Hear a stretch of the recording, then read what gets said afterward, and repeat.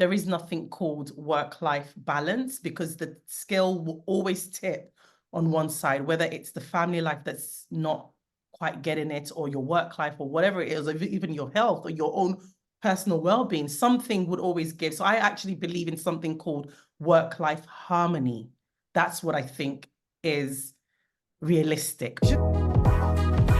I'm Vivian Boaz, and this is the EHS Unplugged podcast, the show where we share tips on home and workplace safety, environmental sustainability, and health and wellness tips. Join us as we explore these topics with industry experts and learn to create a safer and healthier world.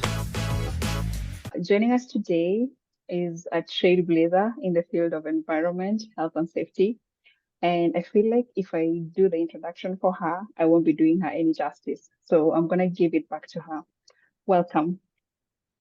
Thank you so much, Vivian. And I mean, I was saying earlier, I find it a bit cringe having to introduce myself, but I mean, I'll do it nonetheless. My name is Funmi Adegbola, and I'm a health and safety, HSE, quality, and the list goes on. All the disciplines of OSH or associated to OSH somehow is my background and experience. I've been doing this for nearly 2 decades. I've been in the OSH field for nearly 2 decades, and I'm the managing director, CEO of a consulting firm that deals with OHS, consulting services called CTS Globe. And I also happen to be the founder of the Society of Women in Safety, Health and Environment in Africa.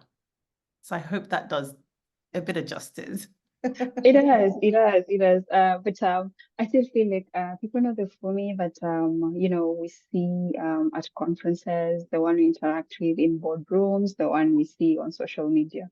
But I want my next questions to, just so that my listeners get to know you more, the other Funmi that we never get to see. So maybe just to start us off, tell us a bit about where you grew up. I really want to know if where you grew up in any way influenced you as a professional now, as a mother.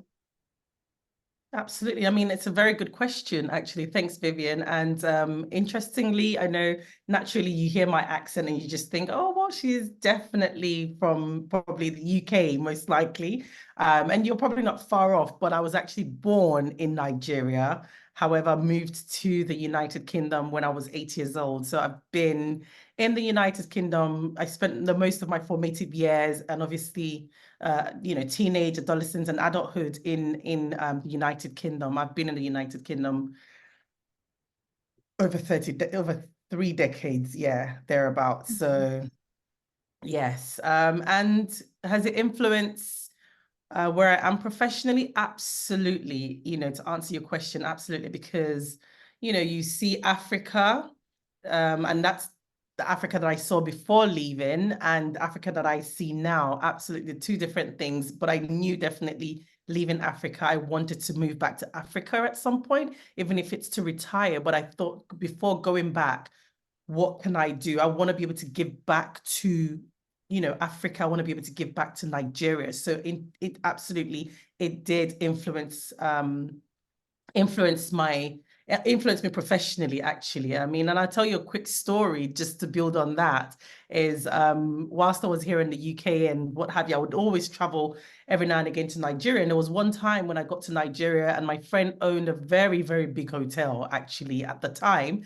And I got to the poolside, there was no lifeguard, there was nothing there. And I said to him, I asked him a question, I said, where is the lifeguard? If somebody was to slip in the pool, then what happens? He said, his response was like, why would somebody that can't swim go into the pool? And I thought, right, okay. So in that moment, it was like a light bulb moment that I'm needed in Africa, I'm needed in Nigeria, because obviously back in the UK, I started off my career obviously in health, first aid, as a first aider. And I thought, you know what, there's a gap here. So actually, just to go back to link to your question, does it have any influence on where I am professionally? I would say so, absolutely.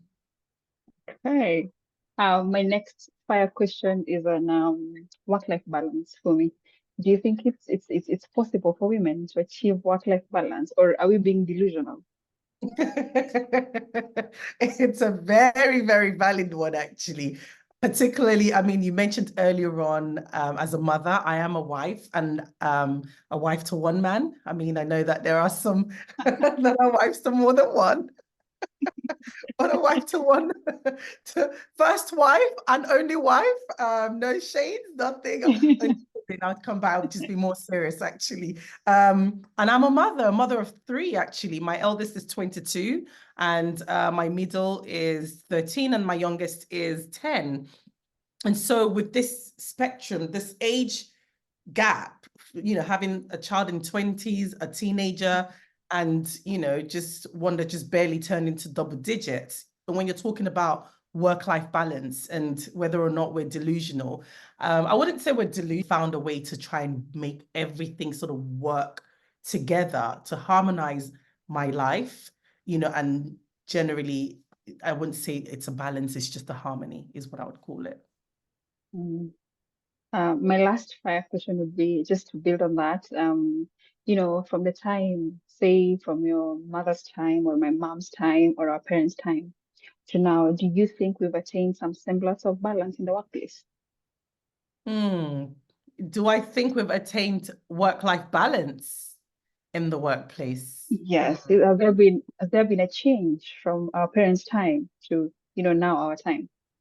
I don't think so. I think because, naturally, culturally, particularly for us, anyways, as African, but I think it's also a general perception as well that, you know, the women are generally the carers, right? Of course, in some parts of the world, in the Western world, you have like stay-at-home dads. There is some progress that's been made to try to change that narrative a little bit. But on today's episode that you have me on, a lot of what I'll be sharing, obviously, would be my experiences mainly in Africa, and of course, draw some from the UK. But a lot of my interactions and experiences, it goes back to Africa. So going back to that question, I've got to go back to my roots as well when we're talking about our mothers. In socially and culturally, women have always been the homekeeper. And, when it comes to the sacrifices of even as a young woman who professional, you still find that bias somehow, present in today. So we've not necessarily made a huge progress, but there has been progress to an extent, is what I would say. I hope that Yeah. answers the question. Yeah. So we are not there yet. We're not there yet. No, not in Africa, definitely not. And I'll give Mm. an example, actually. I share a personal story, if you don't Mm-hmm. mind. Please do, please do. A couple of years back, my husband wanted to, expand his experience his professional experience. And he said, oh, I'm moving to Dubai. And, that's where he was considering. He got an offer there. And obviously, as an African wife, so to say, you kind of like have to, apart from just personally wanting to support my husband's aspiration, there was also an expectation there that, as the woman, you've got to up and leave and go with him, right? But however, if the case were to be reversed, I don't think, especially in African culture, we're not there yet. I don't think the husband will be packing up his stuff to move across. I mean, I've said it to my husband jokingly as well, like, dude, I mean, I'm doing a lot of things in Nigeria. There's so much opportunities. I would love to relocate back to Nigeria, even with my kids. Would you come? And he was like, you know what? I think you're pushing it one step too far. I can support you. I can support you with your traveling. You can travel as much as you want. I will stay back at home and look after the kids and find some sort of balance with there. But to move, so what? You're gonna start paying the bills, and what will I be doing? I was like, oh my God, So back to your question and everything, from a cultural perspective, we're not there yet anyway, not in Africa, but I guess gradually with sensitization, awareness, and support, we can get there. Mm. Okay, thank you for that. Those were my fire questions. So now let's get into the business that we're here for today. For me, about your background in OSH, I know you started OSH, long before people like myself. Just tell us about that journey. What did it look like back then? Because now the OSH industry in Africa at large has really, really grown. But what was it like? Yes. Absolutely. Um, I wouldn't say I'm first generation because I'm not that old. I'll probably maybe second generation female in Osh. But I tell you what it was, even here in the UK, because like I said earlier on, I started my Osh career started off at a very elementary level, which is just being a volunteer at work as a first aider. And of course, opportunities came, my appetite grew for the profession, and sort of then worked my way up from there. However, saying that, even just being the first aider, I was a minority. I am a minority, and I was one of the minority in the workplace. And so it was pretty much, I didn't have a lot of women in safety. Even as I progressed through the ladder, I didn't have a lot of women. I didn't see a lot of women in safety. And then I actually didn't see a lot of women who looked like me. So that was also the unique part to it as well. So yes, I did eventually meet along the line other female professionals, but then female professionals that I could identify with. That was definitely one of the challenges that I faced, meaning that some of my experiences that I would have or my perception, was quite varied to my other female counterparts. I would say Mm, that that's the journey till date, obviously. mm, mm. Yeah, I thank you for that. So I also know for me that you worked extensively with Irish, and some of the work that you did with them back then is still talked about in the Osh corridors. Trust me, we still do. Just tell us about that and how that work with Irish has also influenced your Osh journey. Firstly, I need to say a very, very big shout out and thank you to Alan Stevens. Alan, if you ever get to watch this, I love you. Thank you so much. I mean, I needed to do that because it takes passion for you to see results, because obviously on any journey you sort of go on, there will always be roadblocks, there would be blockers along the way, but what would keep you going is always the genuine passion for what you do. So with the work in Africa, like I said, I'm saying thank you to Alan because he gave me the opportunity. We met in Ghana at one of the conferences, and I was asked to support IOSH in trying to penetrate Africa in terms of grow the awareness of OSH in Africa. And obviously we piloted that initiative with West Africa and even Nigeria, to be precise as well. So it gave me so much opportunities because I had to work with different stakeholders at different levels as well, and including, and I must give credit as well to IOSH. They're now called IOSH West Africa, but before that, they were known to be IOSH, the informal group or something for IOSH, the IOSH informal group. So they didn't have their status as a full-blown branch. But of course, with the work Alan and I put together to drum up awareness and also to spotlight the great work the informal group was doing in Nigeria, that was what then obviously led to the birth of, the IOSH West Africa branch. Yeah. Mm. I know for me is being humble, but what what she did that time was 100% successful. It was a success, and I think she's just holding back on the information. I wish she could give us more so that people like me can learn. And Well, it depends what you mean more. More in what sense? Is it in the sense of the planning of how we all the things that we did? So we did I mean I was quite instrumental, or should I say I piloted the first West African IOSH West African conference, actually. So the 1.0 was, so it was a brainchild of myself and also Alan as well, who supported the vision. Because like I said to Alan, if we are going to make an impact, we've got to raise awareness. And one of the ways that we could raise the awareness was through this conference, as people need to know who is IOSH, what is IOSH doing in Nigeria, the great work the informal sector was, informal group was doing, how can we spotlight it? And that was the initiative that I sort of projected to Alan. And of course, oh my God, how could I forget the past CEO, Beverly, I think it was, and she was amazing as well. So I mean, IOSH are forward thinking. I must say the leadership of IOSH are forward thinking, and when you bring a credible idea to them, they support it and they make it grow. And I must say they are very passionate about Africa as a whole, whether Eastern Africa, whether Western Africa, it doesn't really matter. Africa as a whole is at the heart of the transformation and the improvements that IOSH is trying to achieve across the globe. So yeah, it was a success. We had over 1,000 delegates in attendance. I had less than 6 weeks to plan it, actually. About 5 weeks to plan it. And I remember the events team of IOSH saying, that's impossible. We take a year.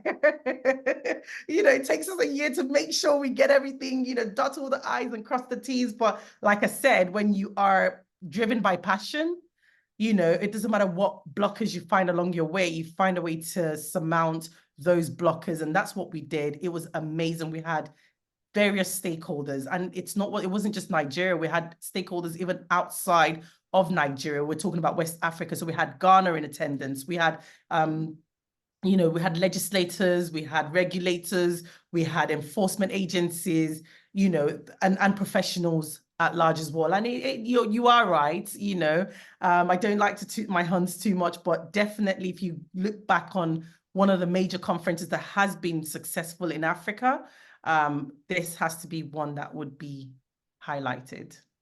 Yes. Yeah, I wanted you to say that because I know I've heard so much about your work with IOSH.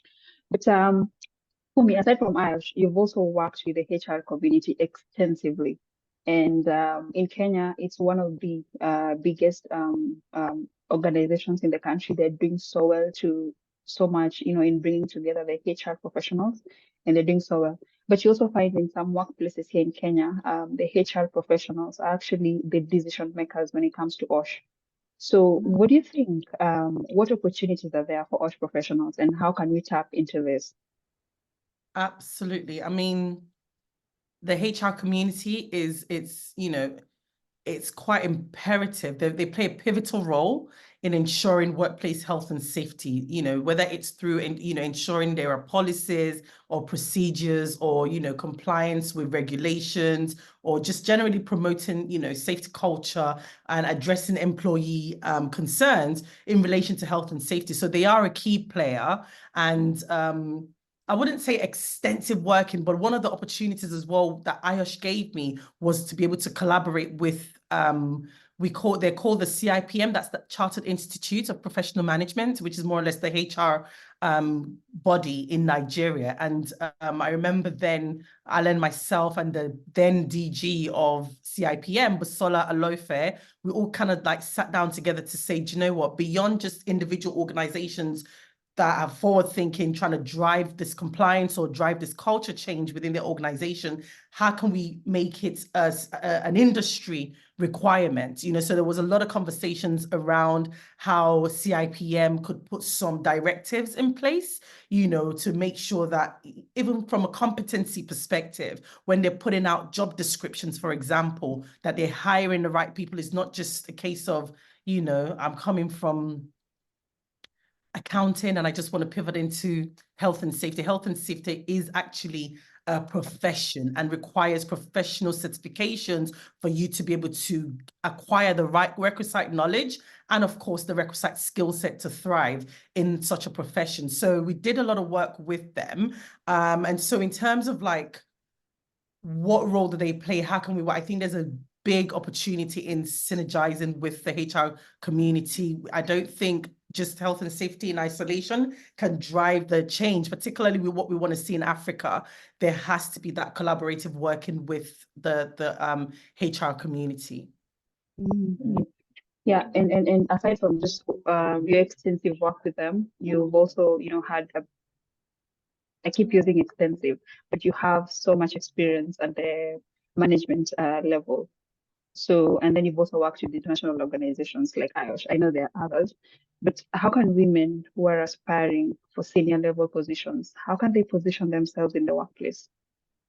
It's a very good question, actually, especially, and I people probably are tired of hearing me saying this. It just seems like I'm pro-African, pro-Black and stuff like that. But unfortunately, it is who we are, and we can't shy away from our identity. Our race is a part of who we are, our gender, our sexual orientation. This components make who we are. And so we can't eliminate one out of the bunch. And so for women particularly, I'd probably speak to women first in general, and then of course women of color, because I feel like there is an intersectionality there that we also need to address and appreciate that, yes, myself and a non-person of color, as just being a female, we do have our challenges, but then there are intricacies as well that adds on as a result of other factors or intersectionalities as well that brings about some certain level of uniqueness per lady. So for women who would like to be in management role, I would first of all say that you need to be equipped. Competency plays a lot in all of this. So you need to be teachable. You need to be open to want to learn and develop yourself, especially in a world where information is free. So you'd be doing yourself a disservice, not, trying to expunge as much as possible, whether it be from internet, whether it be from self-taught learning, or even finding another woman in the profession that you can hold on to be more like a mentor or coach to sort of like help you avoid the pitfalls that they've gone through. I mean, I've gone through quite a lot of it, and any woman who wants to learn can reach out and say, look, I'm looking to go through this pathway. How can I do that? And of course, guide you through how to get up the ladder. But of course, I mean, like I said, for women of color as well, it seems that we have to do a little bit more than our counterparts. And that's just a reality, whether we like it or not. And that this is also where male sponsorship plays a role as well. So find a male sponsors. And this is a call to service as well to, or call for action to our male counterparts out there as well. Please be a voice, for the women. But again, like I said earlier on, if you're not competent, it doesn't matter how much sponsor you have, they can get you through the door, but they cannot keep the door open for you. Your competency and your skill set is what keeps the door open for you and other doors opening for you. So it's not good enough just to say, I need a male sponsor that can put my name in the boardroom or what have you, but can you do the work? So those are the things I would say. Build competency, and also find a coach or a mentor, and of course, a male sponsor as well that you can lean on. For me, you also mentioned one of the challenges that you faced was being Black, being successful, and then there were no women to look up to at the time. So how did you deal with that?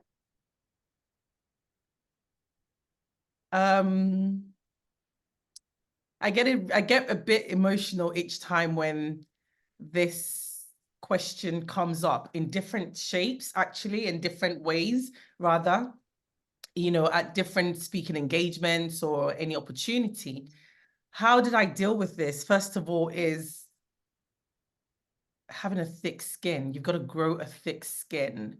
And when I mean growing a thick skin is knowing who your value of yourself. So it doesn't matter what other people think or how they treat you. You've got to have a consciousness of your self-value and your self-worth. And that's why I cannot but overemphasize the point on competency. You've got to know your stuff, because situations and individuals will make you question yourself. And I had that, unfortunately, in one of the organizations that I worked at, I happened to be the only Black female for UK and EU, right? Out of 21 leaders, I was probably one or two or three females out of that bunch for UK and EU. And I was also the only female person of color. So you can imagine going into a room where you have no one that you look like. And for me, I don't see it as a problem at all, because I see it as a spotlight. I stand out. So it's an opportunity for me to demonstrate my skill set, as an opportunity to showcase what I can bring to the table. So I look at the cup half full rather than half empty. However, it doesn't negate the fact that you will have, you know, these biases, unconscious biases, or maybe sometimes conscious biases towards you, and you've got to be able to have a thick skin. This experience that I'm talking about, unfortunately, really impacted my mental health. And I unfortunately faced both gender discrimination, racial discrimination, and even health discrimination. And I mention health because, like I said, I mean, I had cancer in 2017. And so I'm a cancer survivor, but unfortunately, up until last year, I still had to undergo some, you know, surgery, reconstructive surgery. And sadly for me, in the organization where I worked, you know, it wasn't, the support wasn't there, right? And you give and give and give. I mean, I gave everything I had in me. And, you know, even when it meant I had to travel to Germany, travel to wherever it is that I was called upon, I would go, and leaving my children and all of these things for an organization that I thought I was giving my best to. But unfortunately, what I had back in return was, was not kindness, right? I'm trying not to, like I said, when this conversation comes up, I tend to go on a tangent sometimes because of how emotional I get with it. But to just bring it back to the question that you asked is how do we encourage young women to aspire for senior level position, is, if I remember, that's what the question was, right? Is just equip yourself, is what I would say. Know your stuff, and just have the because when you know your stuff, when you know you're a professional, you can actually speak to anyone. You can stand your ground, and it doesn't matter. You cannot be bullied. You cannot be intimidated, you know, because actually you know your stuff. And understand the law as well. Understand the law of the jurisdiction where you reside is another thing that I would say. And speak up, you know, put yourself forward, put yourself out there, because I feel generally women as well, sometimes we deal with what we call imposter syndrome, where we're thinking, am I good enough to go into that role? Oh, you know, I mean, the person that was in that role was a guy, there's an expectation, and all manner of, you know, self-doubt would kick in, which it's all right, we're human, that would happen, but don't let it fester for too long. I just feel like you need to know your stuff, really, is all I would say. Know your onions, because it does make the difference. It really does. And have a thick skin.